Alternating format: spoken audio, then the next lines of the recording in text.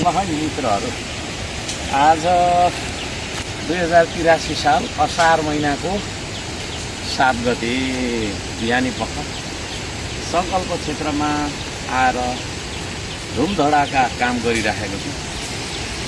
म विभिन्न खालको काम गर्छु, त्यसमध्ये सबभन्दा महत्त्वपूर्ण काम यो एउटा पर्छ।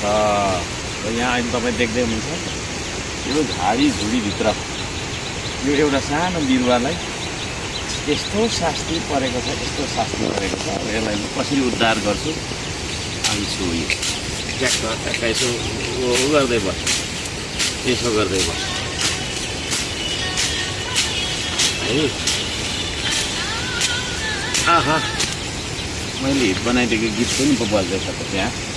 र अब यो देख्दै हुनुहुन्छ, यो अब यस्तो झाडीभित्र होइन, अब यस्तो झाडीभित्र हराइराखेको बिरुवा अब हेर्दा हेर्दै निस्किन्छ है त है।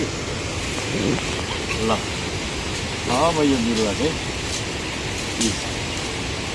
त्यसरी ट्याक्क लहरा लुहुरीले हाम्रो देश पनि भ्रष्टाचारले गाँजिएको देश। यही लहरा चाहिँ भ्रष्टाचारसँग तुलना गर्न सकिन्छ। अनि यस्तो देशलाई भ्रष्टाचारबाट मुक्त गर्नुपर्छ भन्ने सङ्केत पनि हो यो। अब यो खालको लहरा छ होइन है।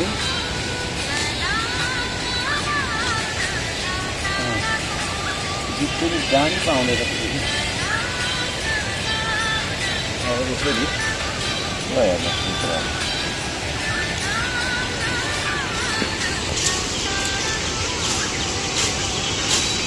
ल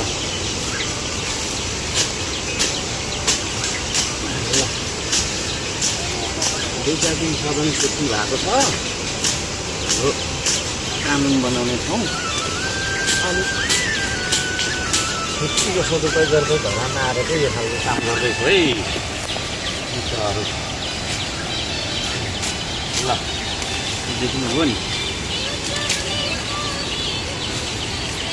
चोखो छ यो आहा, कस्तो मिठो गीत हो।